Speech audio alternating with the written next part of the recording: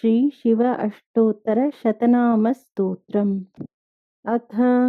श्री शिवाष्टोत्तरशतनामस्तोत्रम्।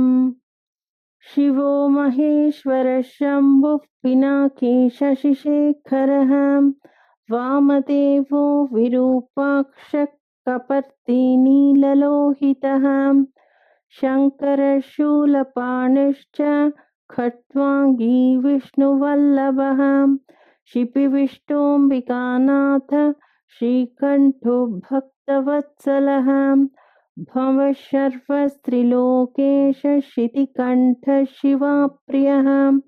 उग्रः कपालीकामारः अन्धकासुरसूदनः गङ्गाधरो ललाटाक्ष कालकालकृपानिधिः भीमः परशुहस्तश्च मृगपाणिर्जटाधरः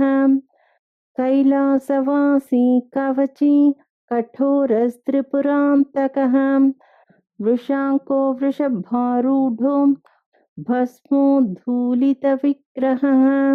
सामप्रियस्वरमयस्त्रयीमूर्तिरनीश्वरः सर्वज्ञः परमात्मा च सोमसूर्याग्निलोचनः हविर्यज्ञमयः सोम पञ्चवक्त्रः सदाशिवः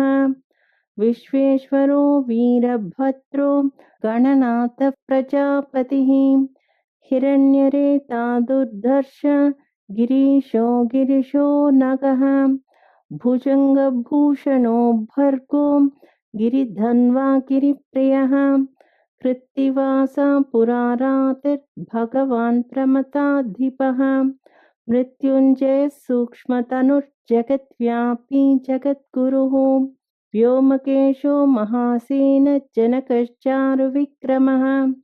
रुद्रो भूतपतिस्ताणुरहिर्बुध्न्यो दिगम्बरः अष्टमूर्तिरनेकात्मा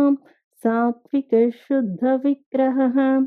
शाश्वतखण्डपरशुरजः पाशविमोचकः मृडः पशुपतिर्देवो महादेवो व्ययो हरिः पूषादन्तभिदव्यग्रो दक्षाध्वरहरो हरः भगनेत्रभिदव्यक्तो सहस्राक्षः सहस्रपात् अपवर्गप्रदोऽनन्तस्तारकः परमेश्वरः एवं श्रीशम्भुदेवस्य नाम्नाम् अष्टोत्तरं शतम् इति श्रीशिव अष्टोत्तरशतनामस्तोत्रं सम्पूर्णम्।